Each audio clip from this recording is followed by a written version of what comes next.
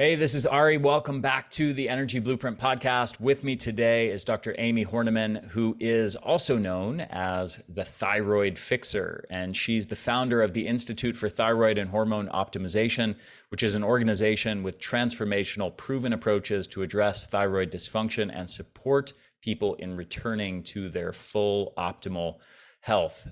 We cover a lot of interesting, novel stuff in this podcast. I also ask her take on this sort of landscape of opinions of different thyroid experts with different hypotheses and different approaches, different paradigms of how to fix thyroid dysfunction and improve thyroid function. And I think you're going to get a lot of insights from this podcast, particularly if you are someone who has or maybe has early stages of hypothyroidism. And even if not, I think this is definitely worth listening to because you may eventually have it, and you'll get a lot of insights here on how to help prevent it as well. Dr. Hornaman is a wealth of knowledge, and I think you're going to really enjoy this. So with no further ado, here is the podcast. So welcome to the show, Dr. Hornaman. Such a pleasure to have you. Thanks, Ari. I'm happy to be here. Yeah. So first of all, tell me how you got into teaching about and helping people with hypothyroidism. Is this personal for you, or how did you end up becoming the Thyroid Fixer? Yeah, like so many of us, right? Pain to purpose story, going through our own set of health circumstances. If we rewind about 25 years ago, I used to compete in figure competitions, NPC figure fitness, and I also did some powerlifting. I did some fitness modeling, very active. And I had done many, many shows. So it's for those listeners who don't know, you are on a strict diet. You're doing chicken and broccoli and asparagus, and you're tracking all your food, and you're hitting the gym twice a day because you want to present basically a lean, tight, muscular physique on stage. And then you're being judged. Sounds crazy, right? I think we are a little bit crazy who do that too.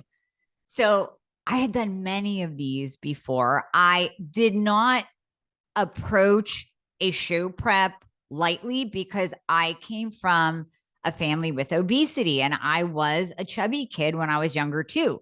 So I would always kind of fight the bulge. But as I started to grow up, and that's why fitness and nutrition became such a key component of my life, I knew the things to do to change my physique and to overcome my genetics that was given to me so nicely by my family. So I had done many shows before this one show I was doing. I had put on 25 pounds. Now, biologically, it didn't make sense. It didn't make sense to be eating chicken, broccoli, and asparagus and going to the gym twice a day and the scale to be going up. Even if you don't believe in calories in, calories out, I was eating clean food. To put on 25 pounds was ridiculous. So I did what we all do. I first went to my family doctor and I said, this is what's going on. And she said, nope, nope, you're fine. Everything's normal. So then I kept going because I'm like, no, it's not normal. This isn't right. So I went to doctor number 2, eat less and exercise more. Number 3, you're just getting older. I was 20 something. And really, seriously. And then it took doctor number 6 is where I cried in my car. I remember putting my head down on the steering wheel and praying to God that something was just wrong, because if something was wrong, we could fix it. If you're telling me that I'm normal and this is life, am I just going to keep gaining weight? Am I going to gain 50 pounds, 100 pounds? I was tired. I was losing my hair and I was in my 20s. So my life was going down the toilet as we speak. So finally, the 7th doctor diagnosed me, and I got that diagnosis of Hashimoto's. And I left the office with a pill, Synthroid. And I thought, yes, there's an answer and there's a pill. And now I'm going to lose weight and I'm going to get my life back and everything's going to be fine. And I gave it 5 months and there was zero change. There was not 1 pound lost. There was no energy gained. My hair was still falling out. So I did the Dr. Google thing like y'all do. I got on and I started researching a little bit and I saw this thing called T3. And I didn't know at the time. I mean, I was newly diagnosed. I wasn't in this functional space either. So I go back to my doctor and I say, hey, there's this other medication that we can add on, this other thyroid hormone that we can add on to my Synthroid. And turns out it works really well together because, this is the active thyroid hormone and Synthroid's inactive. So I don't even know why I'm taking it, but can we add this on? She goes, no, I don't do that. I go, well, I'm going to find somebody who does. And that's what led me into functional medicine. There was, when the universe gives you a name a couple times and you're like, I keep hearing this person's name. I need to reach out. So I kept hearing this gentleman's name over and over again. And he was integrative. We didn't even have the term functional back then. So he was integrative medicine. He was a natural pharmacist and he saved my life. To this day, I would love to ask him, like, what tests did we do? We had to have done all the tests that I do now. So he did all the testing. We did the right thyroid hormone replacement. We did the right diet and the right supplements to support my body through the whole process. I finally lost weight. And then he became my mentor. So I completely changed my career trajectory, went into functional medicine, started obviously diving into, because I thought, well, if I am dealing with this, obviously a ton of other people are, and they're just walking away going, okay, well, I guess I'm getting older. Well, I guess maybe I need to starve myself and work out 3 hours a day to get this weight off. And that's not the case at all. So that's what led me into specializing in the thyroid.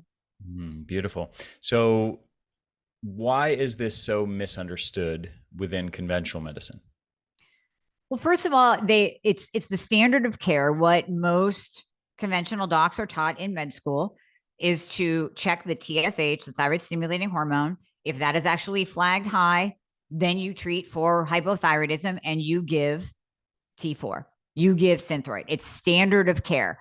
And there was one time I was actually talking to a group of integrative wellness physicians on this very topic, on the testing, how we need more testing, and on the treatment, how we need to think outside of the Synthroid box that I call it, because there are so many different things that we can do with a thyroid patient to get them well besides this one pill. And the doctor raised his hand and he said, well, that's all we've learned. And I was like, well, thanks for being honest, but we have to break out of that. And that's the point. So how do we get conventional docs to break out of what they've learned and it's ingrained in them that they learned in med school? So we have to really kind of break out of that. But that is the problem with conventional medicine, just misdiagnosing or mistreating hypothyroidism and Hashimoto's. Mm-hmm. Gotcha. Okay. So, there are, I've had over the years many thyroid doctors on the podcast, and it's interesting to note some of the differences in paradigm.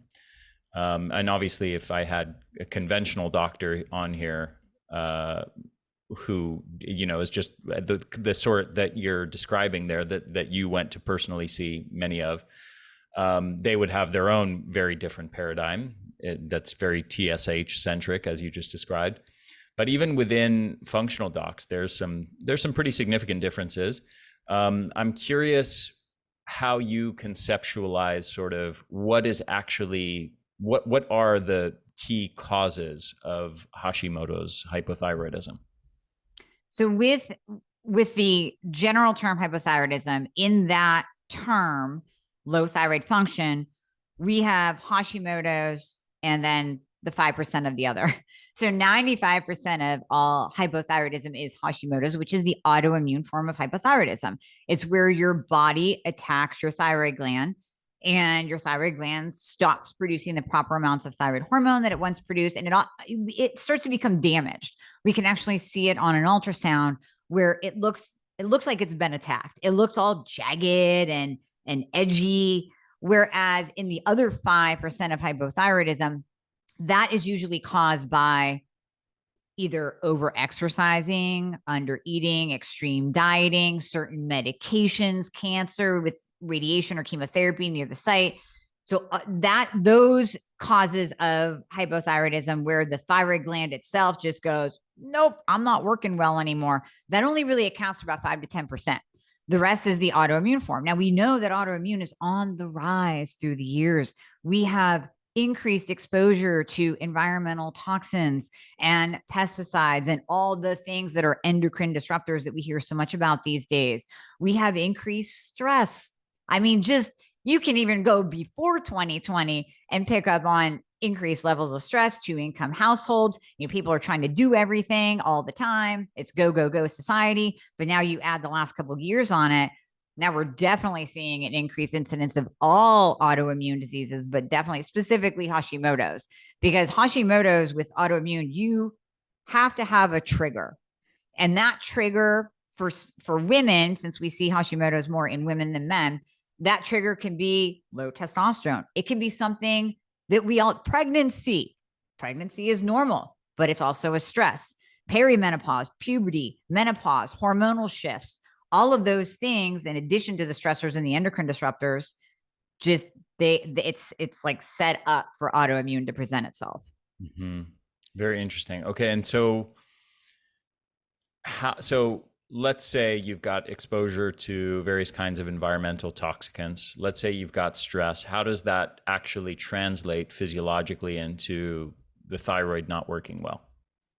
So with that autoimmune, I always call it a switch. It's like a light switch that turns on. And that's why you'll hear so many women say, it was after I had my first baby. It was after my second baby. It was after I hit 50 and I went into menopause. It was after my husband lost his job and we had to move all in that same year.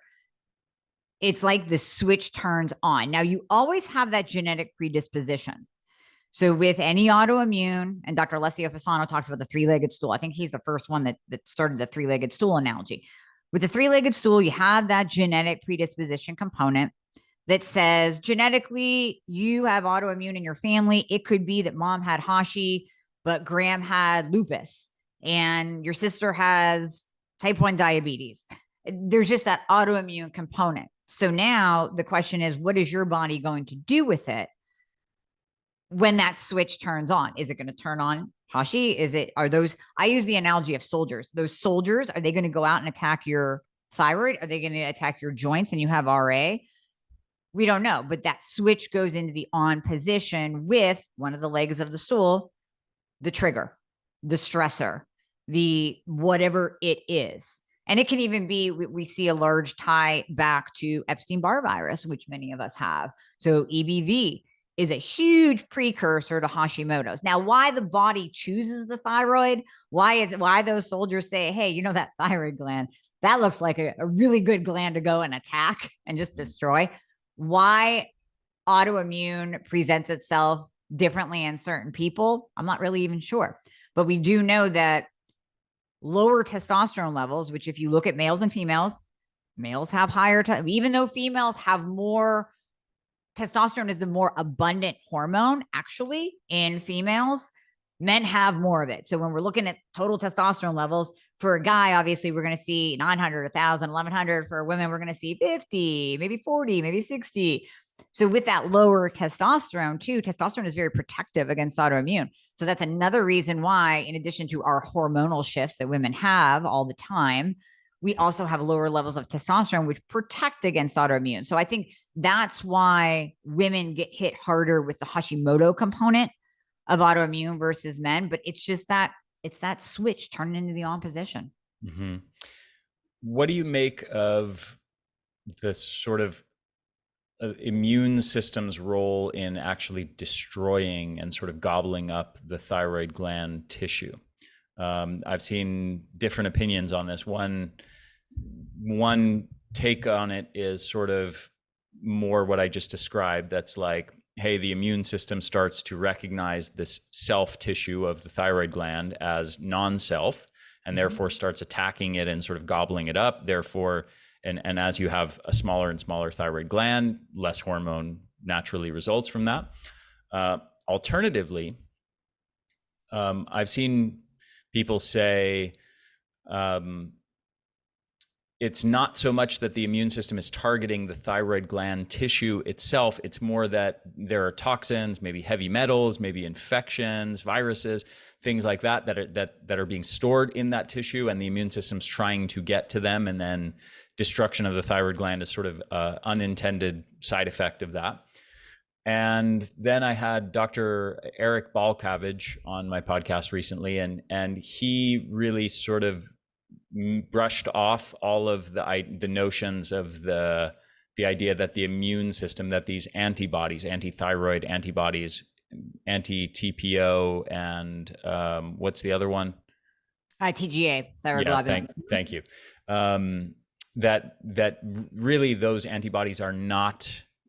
He cited research saying that they're not actually driving destruction of the tissue of the thyroid gland. I'm curious where you land on that spectrum of sort of those three different views. Yeah, Dr. Eric, I mean, he's brilliant. We agree and disagree on many different things. And this would be one component that I see his theory of the cell danger response, and I feel him on that, because I think there is something to that. But I would also tie back to the research that shows that, well, let's say gluten, right? Gluten is a molecular structure. It is very, very similar to the thyroid gland. We call it molecular mimicry.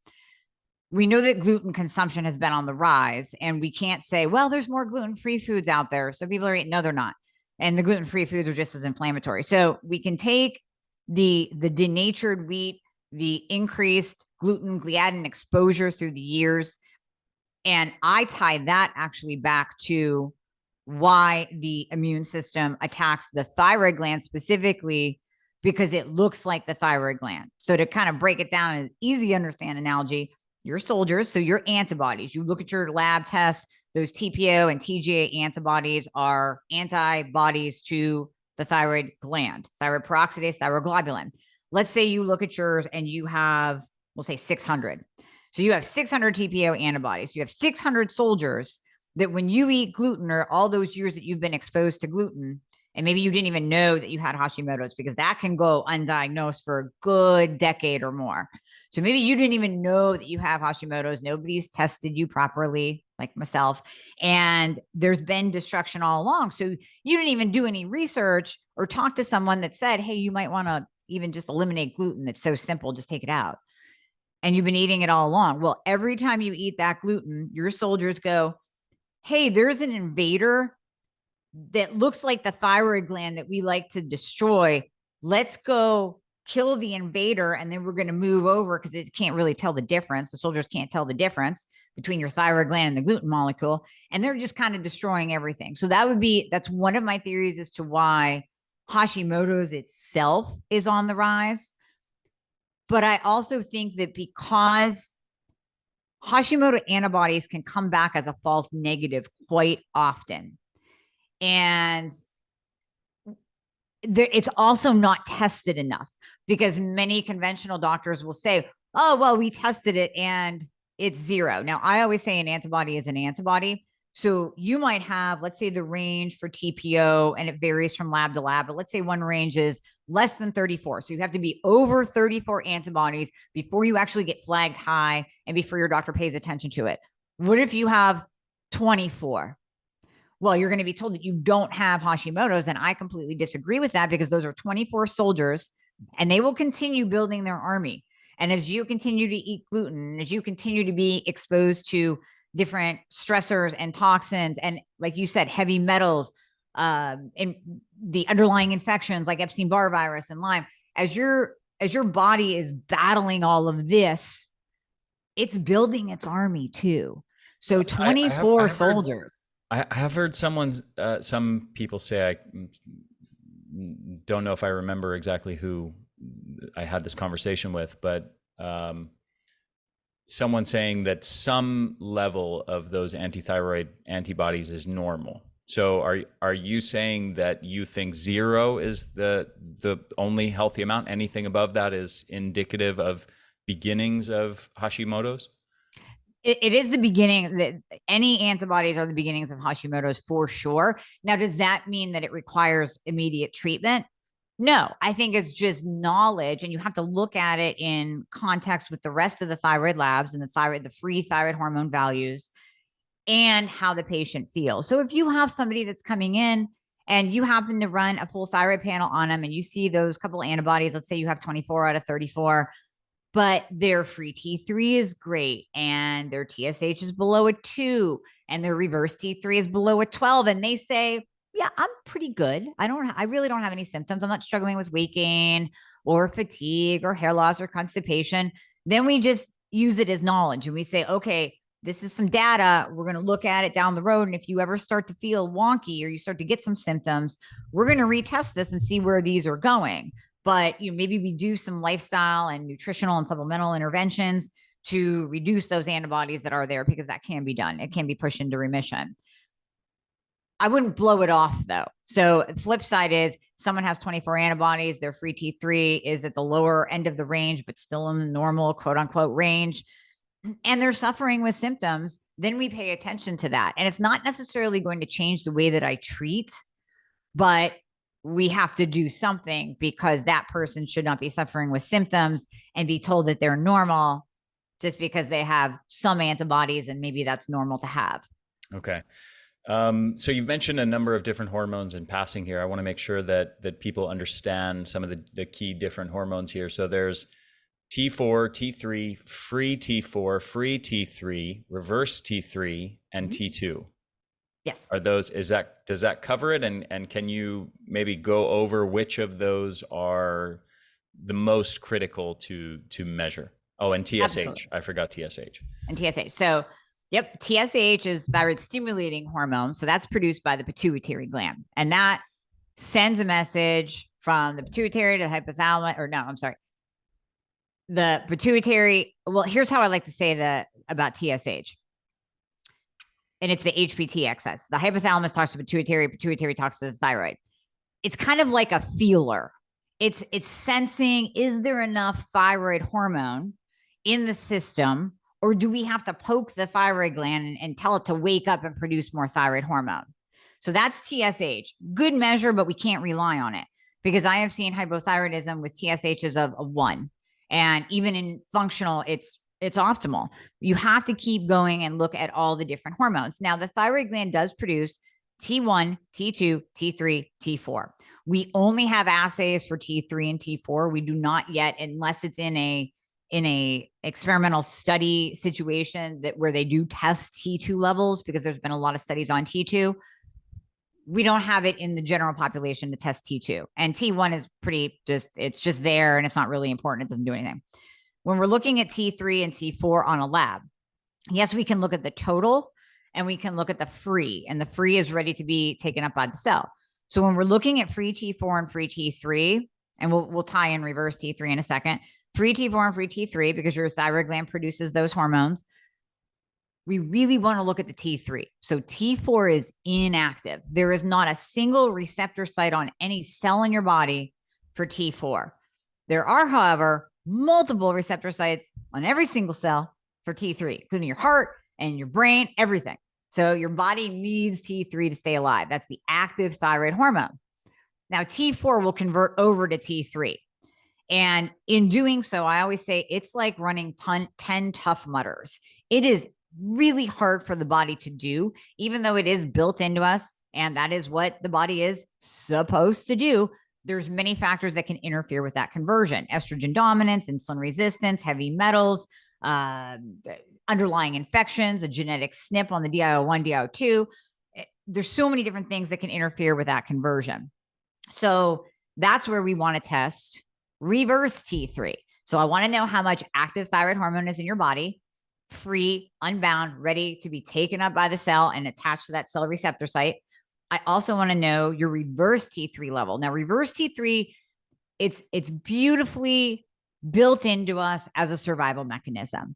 If you are laying in the ICU, the ER, you are fighting an infection, you are fighting for your life, your reverse T3 is going to go up, because it says this person needs to live and needs to heal. They don't need to be burning fat. They don't need to have energy. They don't need to poop every day. They don't need to grow their hair. They need to survive. So reverse T3 goes up to shut down bodily processes. Now think about that. If your reverse T3 is high on a day-to-day basis, where you're not trying to survive and you're not trying to heal a traumatic injury, you're trying to live life and work and take the kids to school and do your job and clean the house and go grocery shop. You don't want that high. You don't want to be in a survival state as you're walking around trying to live life. If that reverse T3 is high, that's telling us that T4 hormone, the inactive hormone, that really has two paths to choose. It has chosen the reverse T3 path. Instead of converting to free T3, it converted to reverse T3, and it basically put your body into survival mode. So reverse T3 is the anti-thyroid hormone. I always use the analogy of a bouncer at a club, standing outside the cell door, arms crossed, telling T3 it can't get in, can't get in, can't get in. And it's not that when we really look at the studies, it's a very base way of explaining, but it makes it understandable. There's been some debate on, well, does it actually block the cell? Does it really block the receptor site on the cell? No, it attaches to it. So it's just reverse T3 looks like T3 and it comes along and pops into that receptor site. So when the T3 is trying to look for the receptor site, there's no receptor sites open. They're all clogged with reverse T3. But it's an easy way to understand it. Got it. Okay. T2. I didn't go into T2. T2. Yeah. Thank you. Right. We can't measure it, but it's powerful. So when you really start looking at the studies of T2, T2 is in natural desiccated thyroid. So for those of you taking Armour thyroid, NP, Nature thyroid from days past, that is desiccated thyroid. So like I said, the thyroid gland does produce T1, 2, 3, 4. So when we make it into a pill for thyroid hormone replacement, it contains a little bit of T2, but it contains a very small amount. We estimate about 9 micrograms in every 60 milligram tablet of Armour. That can even be less than. In the studies, they're using 150 to 300 micrograms. And what it shows is that T2, I call it the forgotten thyroid hormone, increases basal metabolic rate.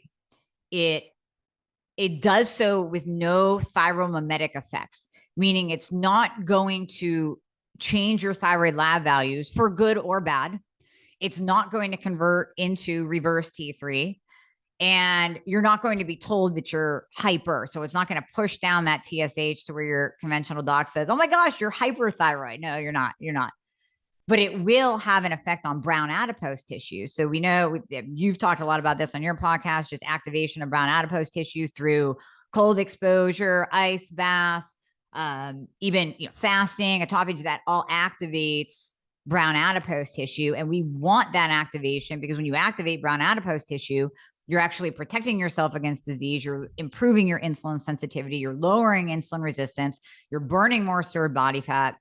So that's what we want. So it increases basal metabolic rate, activates brown adipose tissue, and it works at the mitochondrial level to increase ATP production without even cardiovascular side effects. Now, why do I say that? Because many doctors are scared of giving T3 as a thyroid hormone replacement because they will say it's going to increase your heart rate and give you AFib and cause a heart attack. Well, okay, if you take it in large amounts, if you overdose it, if you take too much, if you abuse it, yes, absolutely, it can do that. Now, there's a benefit to using T3 in thyroid hormone replacement therapy when we're actually doing treatment. But for those who maybe they can't tolerate T3, they get that anxious feeling and their heart rate goes up and they're looking at their Apple Watch and they're like, oh, I'm 120. No, we don't want you to be that. We don't want that cardiovascular side effect from thyroid treatment. So we can use T2 and get the benefits of, get the weight loss, get the energy production without stimulating the cardiovascular system as well, like T3 can. Mm-hmm. So that's the last thyroid hormone worth talking about for sure. Got it. Okay. And what about, testosterone? That's something that you mentioned earlier in passing. Mm-hmm. This is also, a little known fact is that it's the most abundant sex hormone in women as well as men. Though, we're all sort of trained to think, oh, testosterone, that's in men, and women have estrogen, but most people think they either don't have testosterone or they have very low levels of testosterone relative to estrogen. But testosterone is really important for women too. So tell us about that. It is. That's like my second love / passion in talking about it. Testosterone is so vital. And it cracks me up that we have now put testosterone, or our government has put testosterone into the category of opioids, where you have to have a DEA license to prescribe testosterone. Now let's look at the benefits of testosterone, male and female. Very cardioprotective. So we know that low levels of testosterone increase your risk of cardiovascular disease. It also decreases the need for antidepressants because it does enhance your mood. I call testosterone our GSD hormone, or get stuff done hormone, because without it, you're not going to want to do anything. You're not going to have that motivation and drive. You're not going to want to go to the gym. You're not going to want to work. You're not going to want to do anything. So in addition to the cardiovascular component, you have the quality of life component. Low testosterone will increase fat deposition. It will reduce muscle mass. You'll have a really hard time putting on muscle. So a lot of my women and male patients, they'll say, I'm hitting it hard at the gym. I'm doing the lifting heavy thing, cut back on my cardio, and I still can't build muscle. I've been doing this for a year. Well, that could be low testosterone. Obviously, there's going to have some effect on the libido, although libido isn't just solely testosterone. There's many different components to libido. But testosterone is just it's such an amazing hormone for both men and women, but it's overlooked, it's underappreciated, it's undertested. And then we can get into the lab values, which are horrendous. I mean, you think thyroid lab values are bad in the standard lab value range versus what we look at in functional medicine as the optimal range. Testosterone is worse. Women, your total testosterone level will get cut off at a 45. I don't even want you below a 50 for total testosterone. Your free testosterone better be in the upper half of whatever lab value range you have, and that can vary from lab to lab. Men, in general, your testosterone range goes from 250. Now it's getting cut off at 1,000.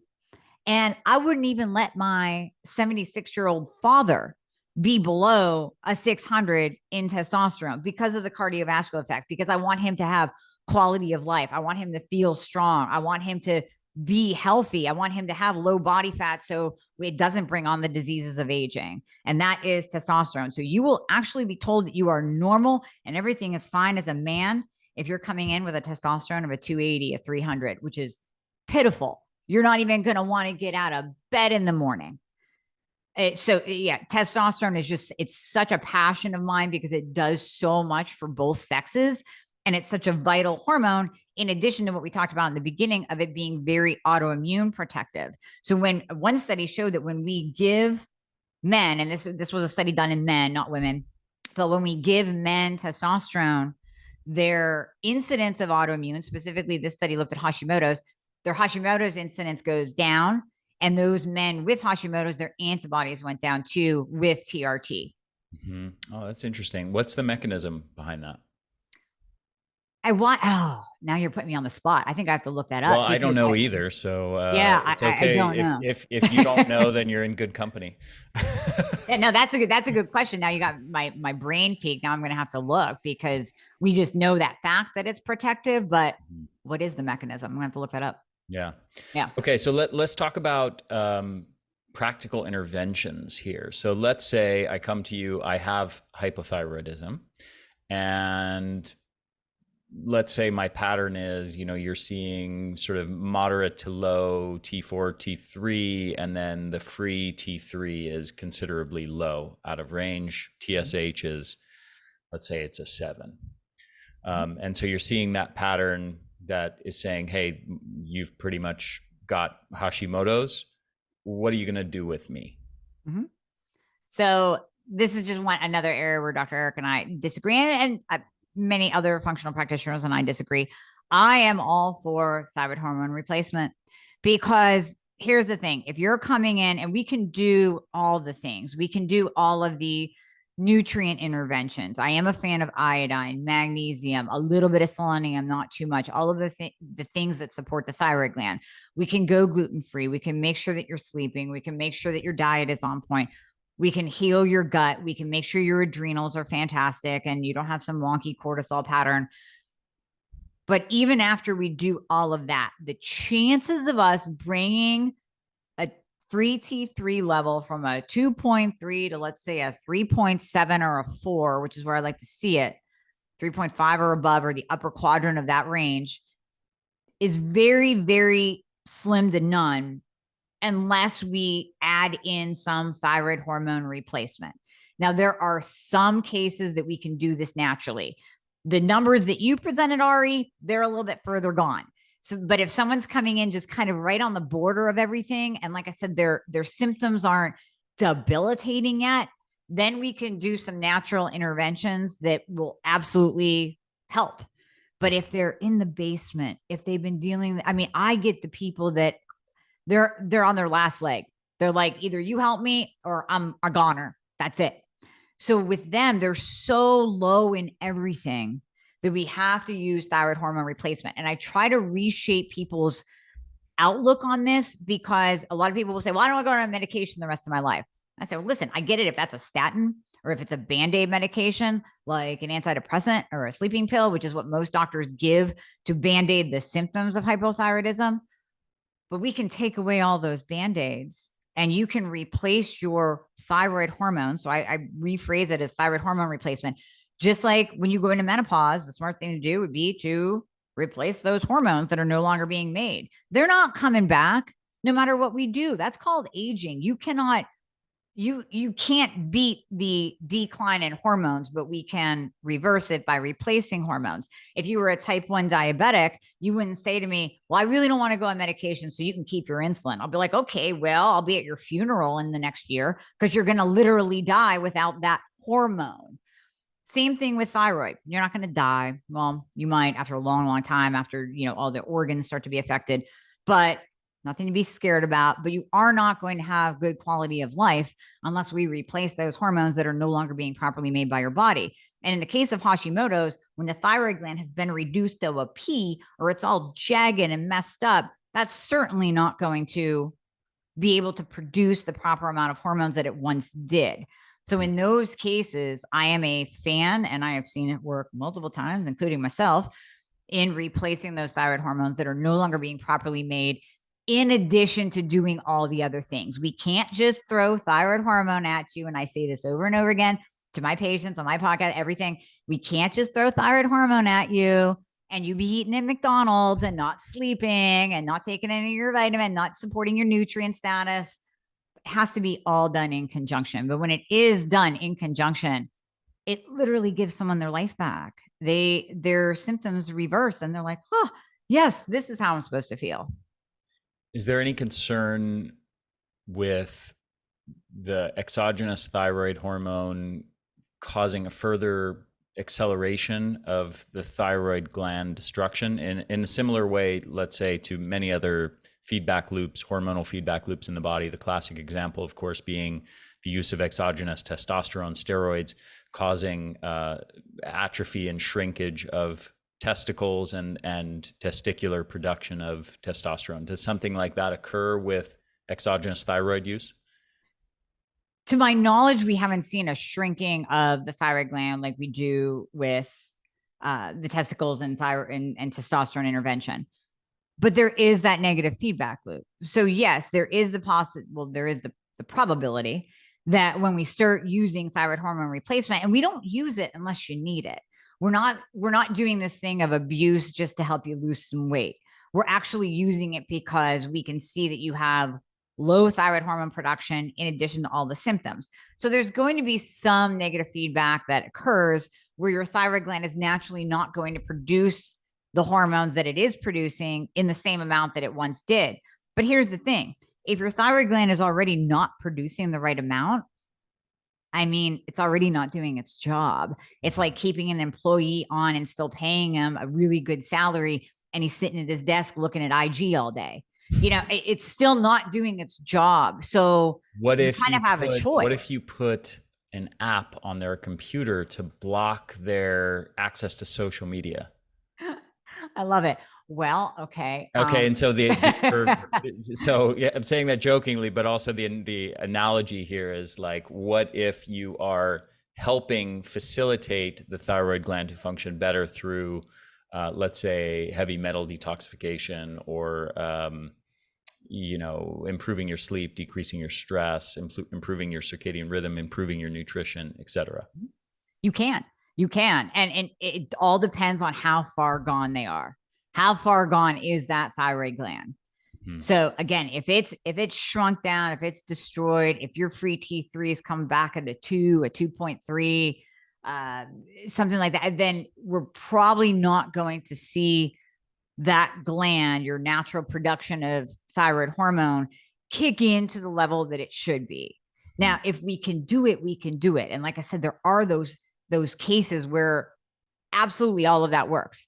Heavy metal detox, you improve the gut, you make sure that their cortisol pattern is perfect. It's in that half bell curve where it's high in the morning and then goes down throughout the day. You check that because you don't want high cortisol all day. That's going to push up reverse T3. You get their insulin in check. You get their hormones in check. You make sure that they're not estrogen dominant. You make sure that there's adequate amounts, optimal amounts of testosterone on board. 100% it can be done, but it's a case by case. This is where the thyroid treatment in general is so nuanced. It is so individualized. And this is really where personalized medicine comes in and needs to come in even stronger, because you have to look at each individual uniquely. There is no blanket treatment for anyone. Some people might just need a little bit of thyroid hormone replacement for a short amount of time, and we can get their thyroid gland back on track. Some might not need any, and we can do all the different interventions. And some might be like, I am not getting better unless you do this, this, and this. And that was my case. There was nothing. I mean, I was living the perfect life. I was clean eating. I was in my 20s. I mean, I did all the things, but it still didn't produce a result until I brought on thyroid hormone replacement therapy in the right amounts and found the right kind of medication and dose that worked for me and what I needed and what my body needed. Now you couldn't pry it out of my dead cold hands because it's giving me life and it's optimizing me. So it's so unique and personalized. Now there are supplements. So we can use some thyroid glandulars. We can use T2, which is 3,5-diodo-L-thyrionine. We can use those in replacement of thyroid hormone replacement to see if that's going to help the symptoms, to see if that's going to help get the basal metabolic rate up and get the person feeling better and maybe avoid the use of thyroid medication. But I'm open to all of it. I am not opposed to using thyroid hormone replacement because it has saved lives in some cases. Mm-hmm. Are there any things in, let's say, nutritional things or supplementary things that people think are healthy or are good for thyroid function, but you find that they're actually harmful? Well, the one thing that comes to mind as soon as you ask that is high doses of selenium. I mean, these poor thyroid patients, they're so desperate, and I get it. And they're on Dr. Google and they're on the forums and they're in the Facebook thyroid groups. And, you always hear like, use magnesium and selenium because that's great. And that's all your thyroid needs. A lot of people will take 200 plus milligrams of selenium a day, and then I'll see an elevated selenium level, and then I'll see an elevated reverse T3 level. So overdosing, and really this kind of can apply to everything, even iodine. Iodine is the Goldilocks, element really, but we want it. I'm glad you brought that up because I wanted to ask you that. Given, I'll let you get into your thing, but I definitely want to talk about iodine. Yeah, absolutely. And that's one thing that can be underutilized or overutilized. If it's overutilized, it can absolutely produce harm. And that's where it really got a bad reputation in the Hashimoto's thyroid space, is because many practitioners were using it in very high doses. Now, Dr. David Brownstein, he's kind of the father of iodine. He was using it in his practice in Michigan, which is the goiter belt, and was seeing a decrease in the need for thyroid medication, also a decrease in the incidence of hypothyroidism in general. But if you use over 50 milligrams per day, you absolutely can trigger a thyroid storm. This is where kind of the fear of iodine and Hashimoto's came into play. But if we look at biology, if we go back to science, every cell in your body needs iodine. Your thyroid needs iodine. Low iodine produces high reverse T3. Low iodine spurs on goiter and nodules. Your thyroid gland needs iodine to convert that T4 to T3 molecule, to convert T4 hormone to T3. You need iodine. So if we totally eliminate it and we're scared of it, that's going to have its own set of issues, just like overusing it will have its own set of issues. So I believe in the right amount, the proper amount of iodine used every day, that's going to support your immune system. It helps with hair growth. It helps with conversion. It decreases nodule size. It lowers reverse T3. It does so many things. You just don't want to overuse it and abuse it. Are you familiar with Alan Christensen's book on this? I Mhm. think it came out a year or two ago. Yep. And I don't want to misrepresent his position, but my sort of very succinct summary of it, and from my many personal conversations with him, is he's of the opinion that iodine has a very, very, very tight Goldilocks zone, much tighter than most other nutrients, most other vitamins and minerals, certainly. Mhm. And that outside of, sort of overtly nutritionally deficient diets, like let's say you're in Africa, somebody's eating 90% of their diet's cassava or something like that. Right. Um, and they just don't have a good mix of foods to get adequate iodine levels. Outside of that, I believe he's of the opinion that pretty much all of us are getting sufficient amounts of iodine. We're all sort of in that window of the Goldilocks zone. And he seems to be very concerned about then using additional iodine, pushing you up out of that Goldilocks zone, and then getting thyroid toxic effects that are actually causing Hashimoto's. And he cites a lot of literature saying that iodine restriction helps those with Hashimoto. So I know you just kind of explained that, but I want to introduce that viewpoint for context. So what's your take on that? I love Alan. I do. I want to get Alan and Brownstein on my podcast and just have a big debate between the two of them, because I respect the hell out of both of them. And I've interviewed Alan too, and I see his point. But I think, again, we're getting into an extreme. So if we start eliminating all the foods, like don't eat sushi and all this, we're eliminating all the foods that naturally contain iodine, then what? And anecdotally, just in my practice, been doing this for 26, 27 years now.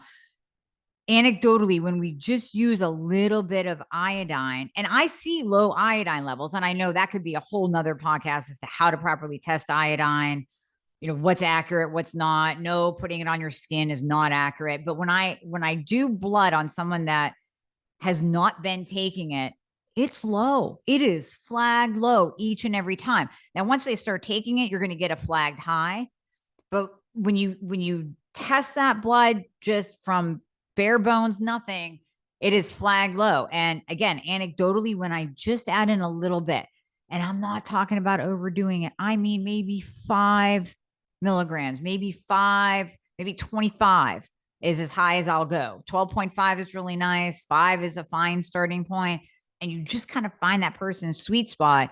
They will say to you, once I started taking this, my symptoms improved.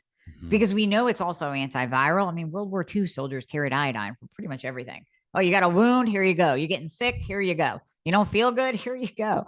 You got a broken leg? Let's rub some iodine on it. Some iodine on it. But right. And we know, your mom rubbed it on you with every wound that you have. There's some very beneficial properties to iodine. I think used in the proper amounts, it's just a beautiful thing. So I have to respectfully disagree with Dr. Allen saying to eliminate everything from your diet containing iodine. But I do agree with him in that you don't want to overdo it, because you can absolutely, yes, you can go thyroid storm where you go into hyperthyroidism, or you can actually make your hypothyroid symptoms worse and go deeper in the hole. I mean, we biohack, right? So we experiment on ourselves a lot.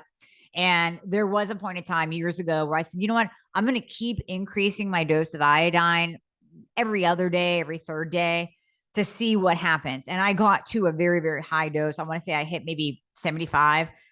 I definitely went hypo. I started gaining weight. I started being sluggish. And I was like, okay, back off, back off. So you really have to find that sweet spot and not go over. Interesting. Amie, this has been extremely insightful. I've enjoyed it a lot. Are there any final thoughts you want to leave people with? My message that I try to give everyone is to have hope, because many of your listeners might have a thyroid problem right now. They might resonate with being on T4 only. They might resonate with all the symptoms that are not being improved. Maybe they're not being tested properly, but there is hope. So I went through 7 doctors. I've had some patients go through 10, 15 doctors before they find that answer, but there is an answer. So whether it is not using medication and really dialing in all of those nutrients and dialing in all the other, like balancing your hormones, making sure your insulin isn't high, all of those things, doing a heavy metal detox, checking for everything. We can go that route or we can go the medication route. But either way, there is an answer. So you do not have to hold on to the words of you're just getting older. This is how you're going to feel. This is as good as it's going to get. And if you do feel a little bit crazy, so I call it medical gaslighting. If you do feel like, gosh, is this me? Maybe it's me. Maybe I'm doing something wrong. Maybe I'm just crazy. Maybe these symptoms are all in my head. No, they're not. Your body giving you symptoms is a beautiful gift because that tells us we need to look deeper into something. And I don't know what the answer is going to be. It might be thyroid. It might not be. It could be hormones. It could be something else. But don't give up. You have to have hope that there is an answer and you just can't stop. You can't stop. You have to have that hope. Beautiful. I love that. Where can people find your work and follow you, get in touch with you, work with you? Absolutely. Yeah. So dramihornaman.com is my website. On there, you can book a call, free discovery call, if you're interested in working together. My podcast is the Thyroid Fixer podcast, which Ari was on as well. And you can find me on all social channels, IG, YouTube, Facebook, all that good stuff under Dr. Amie Hornaman as well. Wonderful. Thank you so much, my friend. I really enjoyed this conversation with you. You have a lot of wisdom to share, and this was a lot of fun. Thank you. It was great fun. Thank you.